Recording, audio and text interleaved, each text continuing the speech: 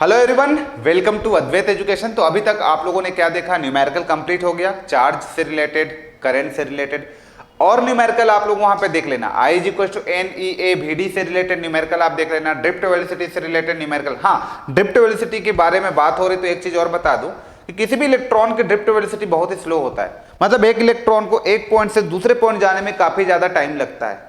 उसका जो वेलोसिटी होता है इलेक्ट्रॉन का वो 10⁻⁻5 मीटर पर सेकंड होता है, मतलब बहुत स्लो है। फिर भी भैया हम लोग स्विच को ऑन करते हैं तो हमारा इलेक्ट्रिसिटी एक जगह से दूसरी जगह कैसे एकदम जल्दी पहुंच जाता है। क्या कारण है? यदि मैं अभी छत्तीसगढ़ में हूं, जैसे ही यहां से मैं अपना जो भी सप्लाई को ऑन करूंगा तो एक जगह से दूसरी जगह with in a second, micro second में भी पहुंच जाएगा। इसका कारण क्या है? जबकि इलेक्ट्रॉन को एक जगह से दूसरी जगह पहुंचने में तो बहुत टाइम लगता है। ड्रिफ्ट वेलोसिटी बहुत ही स्लो होता है। 10⁻⁻5 मीटर पर second is the very smallest velocity. तो इसका कारण यह है कि जैसे ही आप स्विच को ऑन करते हो तो आपके कंडक्टर के अंदर में एक इलेक्ट्रिक फील्ड बन जाता है and the propagation of electric field उतना ही स्पीड से होता है जितना कि लाइट का वेलोसिटी होता है। तो लाइट के वेलोसिटी के स्पीड के बराबर ही इलेक्ट्रिक फील्ड का, वेव का प्रोपिगेशन होने लगता है, फील्ड पहुंचता है उतने जल्दी से। दैट्स व्हाई द रीजन कि आपका इलेक्ट्रिसिटी एक जगह से दूसरे जगह स्विच को दबाते ही, ऑन करते हुए पहुंच जाता है, जबकि इलेक्ट्रॉन नहीं पहुंचता। एक इलेक्ट्रॉन अपना पोजीशन को चेंज किया तो वैसे हर एक इलेक्ट्रॉन ने अपना एक एक पोजीशन को चेंज किया। इस तरीके से आपका प्रोपिगेशन होता है। तो इलेक्ट्रॉन एक जगह से दूसरे जगह नहीं जाता, वो अपना एक पोजीशन शिफ्ट करेगा। तो ऐसे कंडक्टर में तो इलेक्ट्रॉन भरा पड़ा है ना, सब में एक एक पोजीशन चेंज हुआ, मतलब आपका प्रोपिगेट हो गया। तो दैट्स व्हाई द रीजन कि किसी भी एक इलेक्ट्रॉन का या किसी भी इलेक्ट्रॉन का ड्रिफ्ट वेलोसिटी कम होते हुए भी इलेक्ट्रिसिटी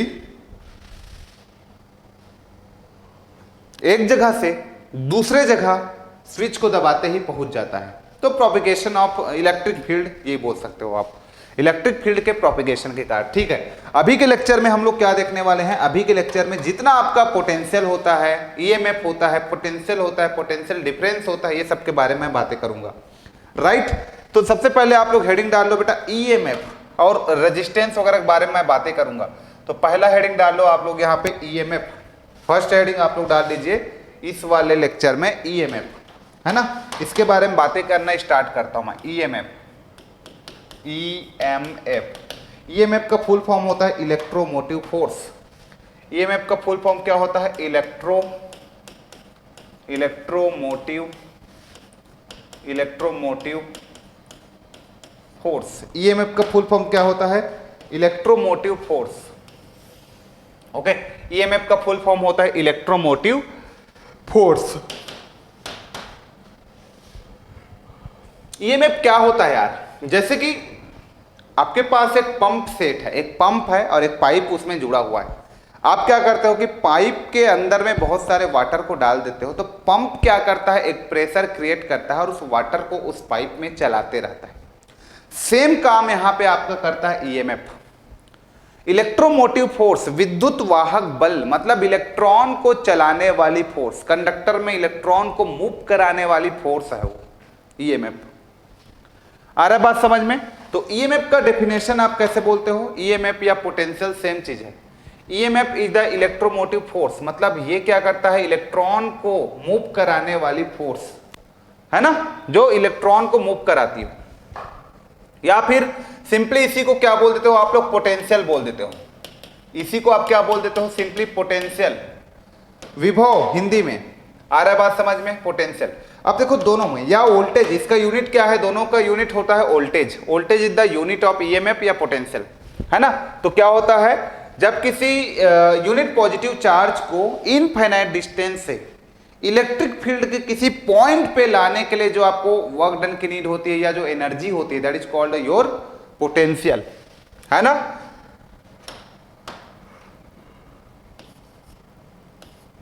हम लोग यहां पे लिखेंगे इसका definition. To bringing a unit positive charge, to bringing a unit positive charge, to bringing a unit positive charge, to bringing a unit positive charge from, to bringing a unit positive charge from infinite distance to, from infinite to bringing a unit positive charge from infinite distance to any point of, to bringing a unit positive charge from infinite distance to any point of electric field, to bringing a unit positive charge from infinite distance to any point of electric field is called potential, उसी को हम लोग क्या बोलेंगे, उसका potential बोलेंगे। ठीक है, विभव मतलब किसी यूनिट पॉजिटिव चार्ज को इनफाइनाइट डिस्टेंस से इलेक्ट्रिक फील्ड के किसी पॉइंट तक लाने के लिए जो वर्क डन करना पड़ता है या जो एनर्जी की नीड होती है ना, it is the work done, ऐसे लिख लो, it is the work done to bringing a unit positive charge from infinite distance to any point of electric field is called the potential। तो लिख लेते हैं it is the work done, ऐसे लिख लो आप, है ना, it is the work done और energy required है ना, to bringing a unit positive charge from infinite distance to any point of electric field is called the potential. आ रहा है बात समझ में, इसी को हम लोग इसका पोटेंशियल। तो मान लो ये आपके पास 1 यूनिट चार्ज है, ये तुम्हारे पास 1 यूनिट का चार्ज है, इस पॉइंट पे पड़ा है 1 यूनिट का चार्ज। अब इस 1 यूनिट के चार्ज को मान लो ये तुम्हारा कोई इलेक्ट्रिक फील्ड है, ये कोई इलेक्ट्रिक फील्ड है। अब इस इलेक्ट्रिक फील्ड में आपको जितना अंदर लाना है उतना ज़्यादा काम करना पड़ेगा। मान लो इस यूनिट पॉजिटिव चार्ज को इलेक्ट्रिक फील्ड के कोई पॉइंट आपने ए पे लाना चाहा, फिर आपने दूसरा और नज़दीक लाना चाहा इलेक्ट्रिक फील्ड का, तो जितना नज़दीक लाना चाहोगे इलेक्ट्रिक फील्ड के अपोजिट उतना ही आपको काम करना पड़ेगा, है ना, उतना ही काम करना पड़ेगा। तो ये इलेक्ट्रिक फील्ड है, मान लो ये तुम्हारा इलेक्ट्रिक फील्ड है मेन। तो आपने इसको इस ए पोजीशन से आपने बी पे लाया, फिर बी से सी पे लाया, फिर सी से डी पे लाया, तो जितना नजदीक लाते जाओगे इलेक्ट्रिक फील्ड का उसके अपोजिट में आपको उतना ही एनर्जी की नीड होगी, उतना ही वर्क डन करना पड़ेगा, तो उसी को हम लोग उसका पोटेंशियल बोलते हैं। तो एक्चुअली पोटेंशियल क्या हुआ, इस यूनिट पॉजिटिव चार्ज को यहां से यहां लाने में जो वर्क डन आपको करना पड़ा तो वही आपका पोटेंशियल। तो V इज इक्वल टू क्या हुआ, Q मतलब यूनिट पॉजिटिव चार्ज को यहां से यहां लाने में क्या हुआ, इस यूनिट पॉजिटिव चार्ज को, एक यूनिट चार्ज को यहां से यहां लाने में जो आपको वर्क डन करना पड़ा वही आपके पास क्या हो गया, पोटेंशियल हुआ। इसी वर्क डन को आप क्या बोलोगे, पोटेंशियल बोलोगे। इस यूनिट पॉजिटिव चार्ज को ए से बी में लाने के लिए जो काम करना पड़ा उसी को आप उसका पोटेंशियल बोलोगे। अब इसको और ऐसे समझो, लेट अस कंसीडर कि आपके पास चार्ज की वैल्यू, फॉर एग्जांपल यहां पे एक एग्जांपल ले लीजिए, एक छोटा सा एग्जांपल से समझिए इसको। यदि आपके पास चार्ज की वैल्यू 1 कूलम है, कितना है, चार्ज की वैल्यू 1 कूलम है, और उसको एक जगह से दूसरे जगह लाने के लिए 1 जूल एनर्जी की नीड हुई, तो आपका पोटेंशियल कितना होगा, आपका पोटेंशियल कितना होगा, पोटेंशियल कितना होगा, तो आपका पोटेंशियल हो जाएगा W/Q हो गया, W/Q। अब W का वैल्यू कितना है, 1 जूल है सर, ठीक है, Q का वैल्यू कितना है, 1 कूलम है, तो पोटेंशियल कितना होगा, 1 वोल्ट होगा। पोटेंशियल कितना का लगा, 1 वोल्ट हो गया। आया बात समझ में। दूसरा एग्जांपल इसी में लेते हैं, मान लो आपके पास भी, आपके पास 1 कूलम के चार्ज को लाने में आपको यहाँ पे 10 जूल काम करना पड़ा, तो आपका पोटेंशियल कितना हो जाएगा, 10 वोल्ट हो जाएगा। मान लो आपके पास 1 कूलम का चार्ज है, उसको एक जगह से दूसरे जगह लाने के लिए आपको 100 जूल का वर्क डन करना पड़ा, तो आपका पोटेंशियल कितना हो जाएगा, 100 वोल्ट। तो ये डिफरेंट एग्जाम्पल है जिसके थ्रू आप लोग चीजों को समझ सकते हो कि एक यूनिट चार्ज को, 1 कूलम चार्ज को एक पॉइंट से दूसरे पॉइंट तक लाने के लिए जितना वर्क डन मुझे करना पड़ेगा, जितना इलेक्ट्रिक फील्ड के अपोजिट डायरेक्शन में मुझे वर्क डन करना पड़ेगा, दैट इज पोटेंशियल। तो पोटेंशियल क्या करता है भैया, किसी कंडक्टर में चार्ज को मूव कराने का काम करता है, बस वही पोटेंशियल है। Potential is nothing but equivalent of pump है एक प्रकार से, जो वाटर को सर्कुलेट करवाते रहता है, ठीक है, बस वैसे ही हमारा यहां पे पोटेंशियल हमारा एक प्रकार से क्या है, एक प्रकार से सोर्स है, एक प्रकार से जो इलेक्ट्रॉन को मूव कराते रहता है। कंडक्टर में ऑलरेडी इलेक्ट्रॉन है, उसी को मूव कराते रहना गोल गोल, ठीक है। तो ये हमारा पोटेंशियल होता है। अरे बात समझ में। हाँ, यूनिट की बात करें पोटेंशियल का बेटा, तो देखो यहां पे हम लोगों को फॉर्मूला मिल गया। पोटेंशियल का आप लोगों ने यहाँ पे डेफिनेशन देखा तो वहां से आपको फॉर्मूला एक मिल गया। क्या फॉर्मूला होता है कि भैया इसको V से डिनोट करते हैं पोटेंशियल को या EMF को, और ये हमारे पास होता है dW/dq। ये जब आपका टाइम के रेस्पेक्ट में वेरिएबल टाइम के रेस्पेक्ट में वेरी करता है तो हम लोग ऐसे लिख देते हैं। अब देखो W या तो फिर स्टेडी के फॉर्म में है तो स्टेडी के फॉर्म में क्या लिख देते हो आप, W डिवाइडेड बाई आप क्या लिख देते हो, डायरेक्ट Q लिख देते हो। तो ये स्टेडी के फॉर्म में रहता है तब लिखते हो आप। क्लियर हो गया, स्टेडी के फॉर्म में ऐसा, और जब वो टाइम के रेस्पेक्ट में चेंज होता है तो dW/dq लिखते हैं, और जब स्टेडी के फॉर्म में होता है तो W/q लिख देते हैं। गॉट इट, इतना क्लियर हो गया। तो W मेरा क्या है, वर्क है या फिर वर्क डन, ठीक है, और इसका यूनिट क्या होता है सर, जूल होता है। हाँ, Q क्या है मेरे पास, Q इज द चार्ज, ठीक है, Q मेरे पास क्या है, चार्ज है, ठीक, Q इज द चार्ज। इसका यूनिट क्या होता है सर, कूलॉम होता है। तो यूनिट क्या हो गया मेरे पास, जूल पर कूलॉम। ये पोटेंशियल का यूनिट हो गया जूल पर कूलॉम, या तो फिर हम लोग बोल देते हैं उसके नाम पे हम लोगों ने रख दिया वोल्ट, तो ये हमारा यूनिट हो जाएगा, या तो फिर हम लोग रख देते हैं volt. So this is the unit, ये हमारा क्या हो गया, यूनिट हो गया, ये यूनिट हो गया। इतना क्लियर हो गया, यूनिट के बारे में आपको पता चल गया क्या यूनिट होता है, ठीक है। तो जस्ट यहां से आइडिया आपको हो गया। अब इसी में देखो V इज इक्वल टू, यहां पे भी आपको डिफरेंट डिफरेंट न्यूमेरिकल हो सकता है। आपको V इज इक्वल टू क्या मिला, dW/dq मिला, ठीक है। तो यहां से आपका न्यूमेरिकल V के लिए पूछा जा सकता है, भैया V निकालो when the W is variable with respect to charge. जैसे कि क्वेश्चन आपको दे दिया यहां से, जैसे कि इसी में देखो यहां से तुमको क्वेश्चन दे दिया, फर्स्ट क्वेश्चन, यदि मेरा W जो है विथ रेस्पेक्ट टू चार्ज दे दिया, जैसे यहाँ पे 10Q दे दिया, 10Q का स्क्वायर, प्लस यहाँ पे आपके पास 5Q दे दिया, प्लस यहाँ पे आपके पास 2 दे दिया, ठीक है, और Q इज इक्वल टू तुम्हारे पास 2 कूलॉम दे दिया, और तुमको बोल दिया कि V की वैल्यू को कैलकुलेट करो, V की वैल्यू को कैलकुलेट करो। तो V की वैल्यू को कैसे कैलकुलेट करोगे, V इज इक्वल टू होता है dW/dq, राइट। इसका मतलब W को विथ रेस्पेक्ट टू Q आपको क्या करना है, डिफरेंशिएशन करना है, with respect to Q differentiation करना है।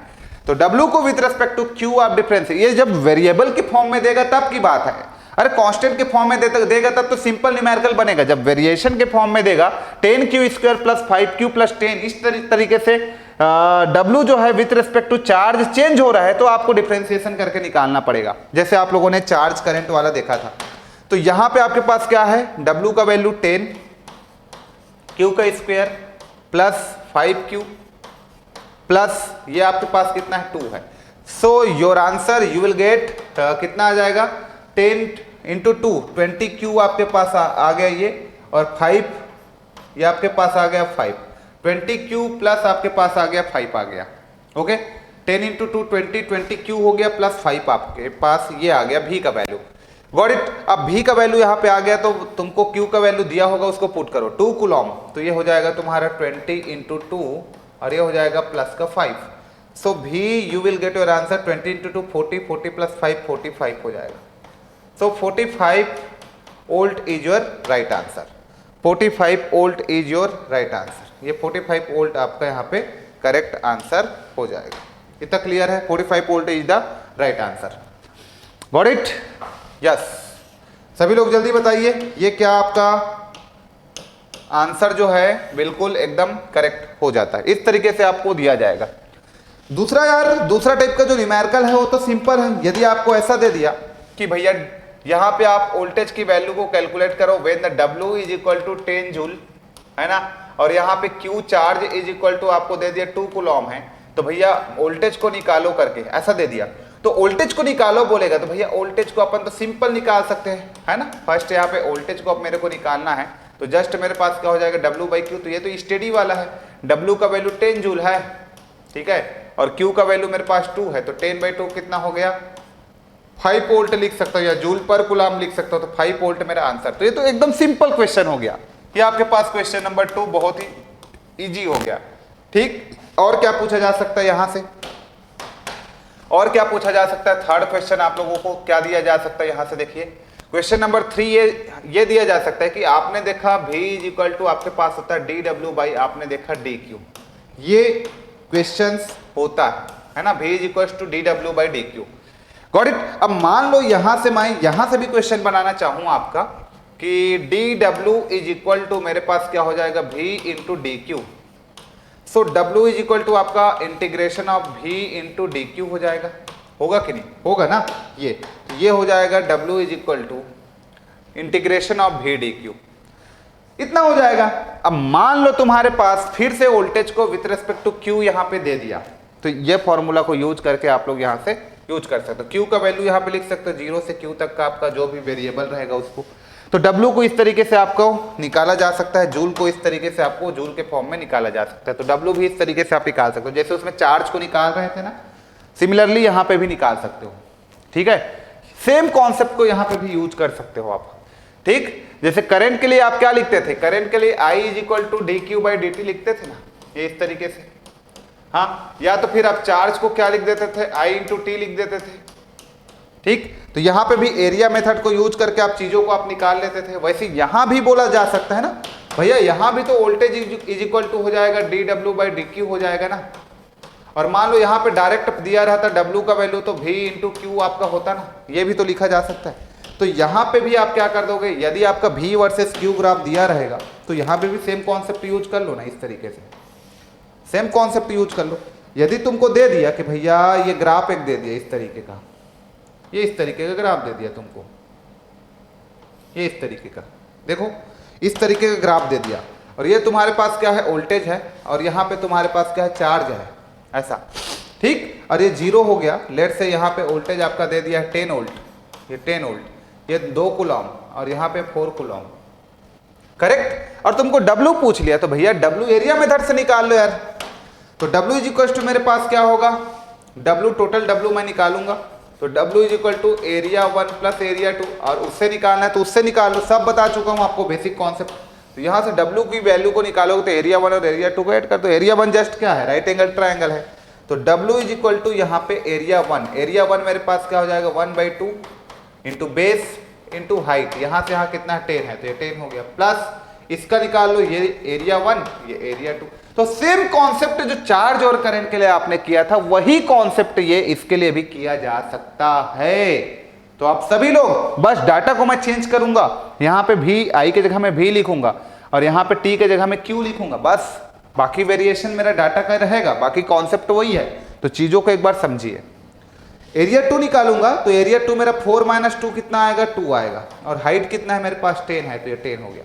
तो 2 से 2 कट गया, ये 10, और 10 इंटू 2 30, 10 इंटू 2 20, 20 प्लस 10 30 है ना, तो 30 जूल मेरे पास आंसर आ गया।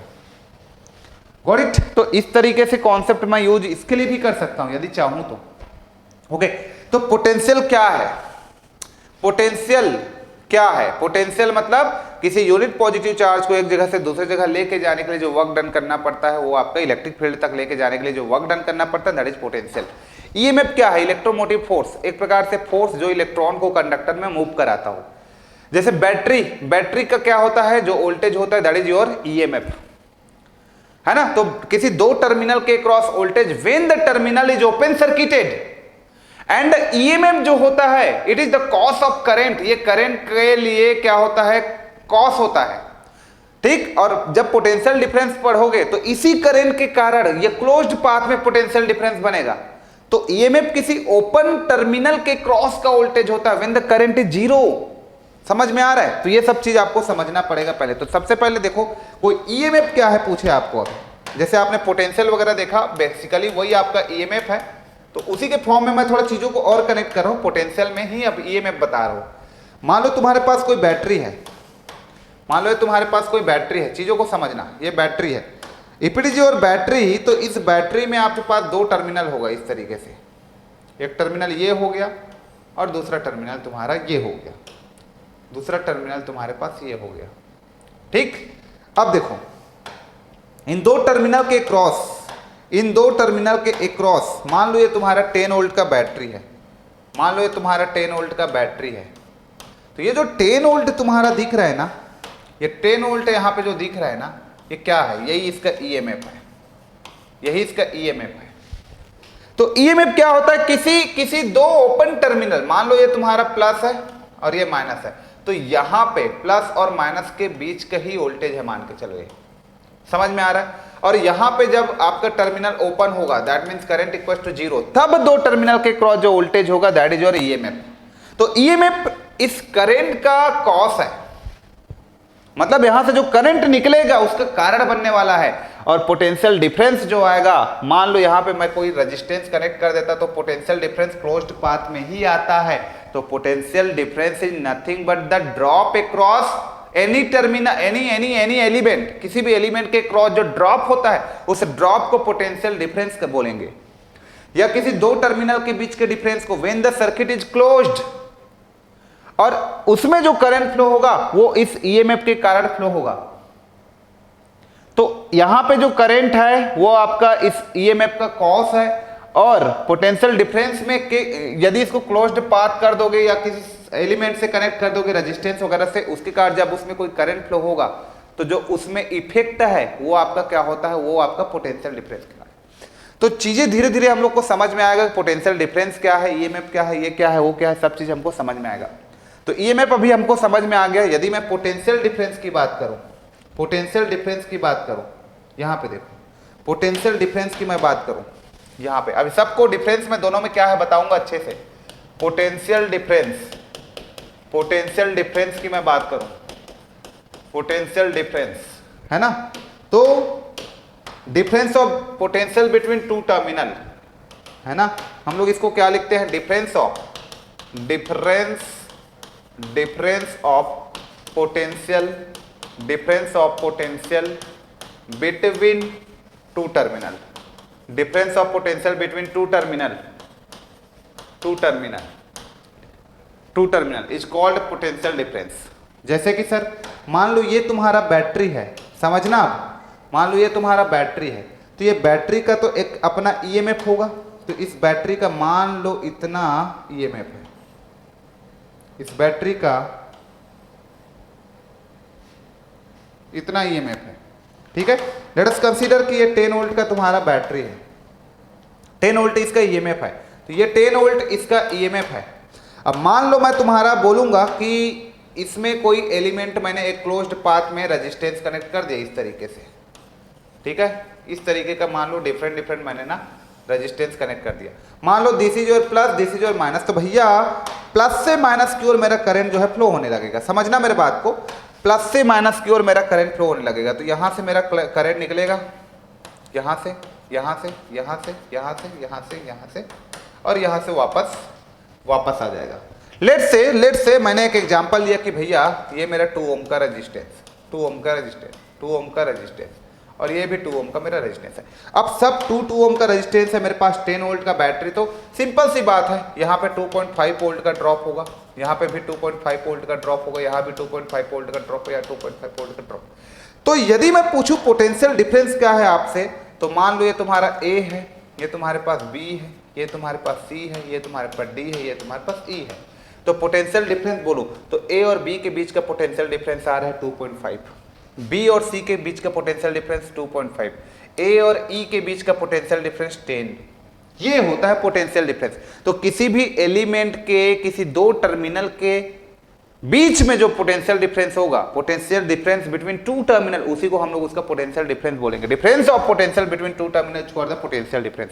But EMF and potential difference both are different. EMF क्या होता है, किसी करंट का कारण होता है, but potential difference is the उसी करंट का इफेक्ट होता है, उसी करंट के प्रभाव के कारण पोटेंशियल डिफरेंस होगा। लेकिन इस ईएमएफ के करंट के कारण ही पोटेंशियल डिफरेंस यहां पे आपका करंट फ्लो होगा। मतलब ईएमएफ करंट का कारण होता है, ये करंट जो फ्लो हो रहा है वो ईएमएफ के कारण फ्लो हो रहा है ना। और यहां पे जो ड्रॉप आ रहा है वो उस करंट के कारण आ रहा है।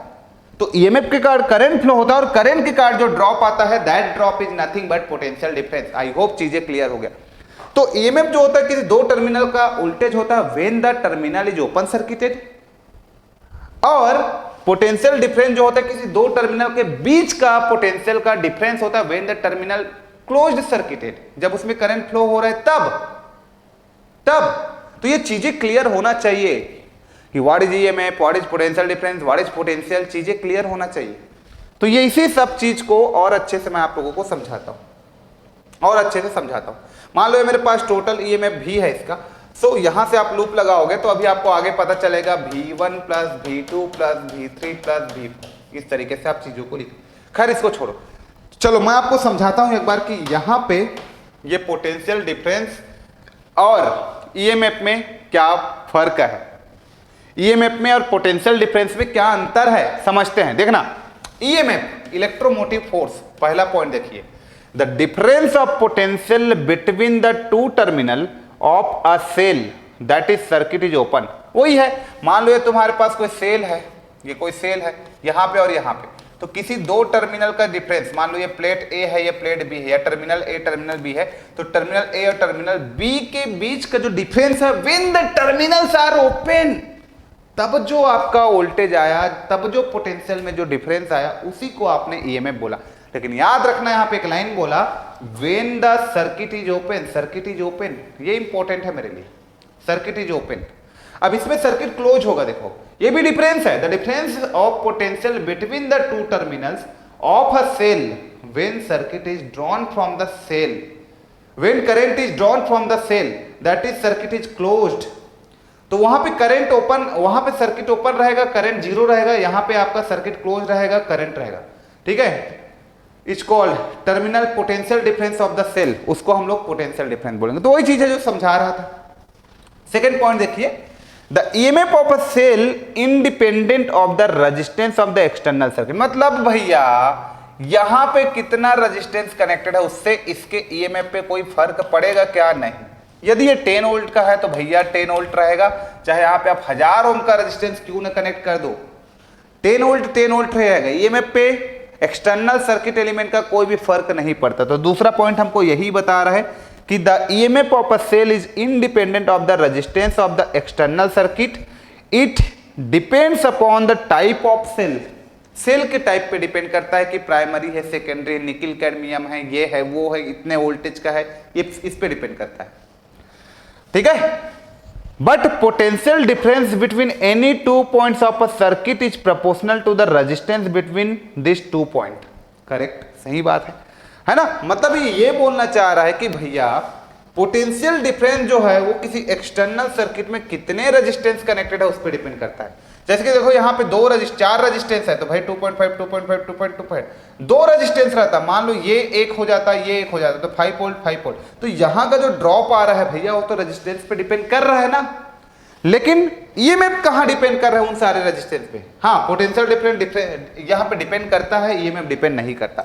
ये 2 पॉइंट मेरा क्लियर हो गया। तीसरा पॉइंट देखिए, the EMF of a cell is greater than the potential difference between the two terminal of the cell. Simple सी बात है, ईएमएफ ऑफ द सेल जो है वो आपका ग्रेटर होगा या इक्वल होगा पोटेंशियल डिफरेंस का। इक्वल कब होगा? मान लो 10 वोल्ट का है और एक ही रेजिस्टेंस है, तो वहां का डिफरेंस यहाँ के ईएमएफ के बराबर हो जाएगा। लेकिन वहां पे एक से ज्यादा रेजिस्टेंस कनेक्टेड है, तो वहां का ड्रॉप जो होता है किसी पर्टिकुलर एलिमेंट के क्रॉस जो ड्रॉप होगा वो हमेशा लेस देन होगा ईएमएफ की वैल्यू से, क्योंकि डिवाइड हो जाएगा, ड्रॉप डिवाइड हो जाएगा सीरीज में, है ना, इसलिए। तो पॉइंट एकदम क्लियर है।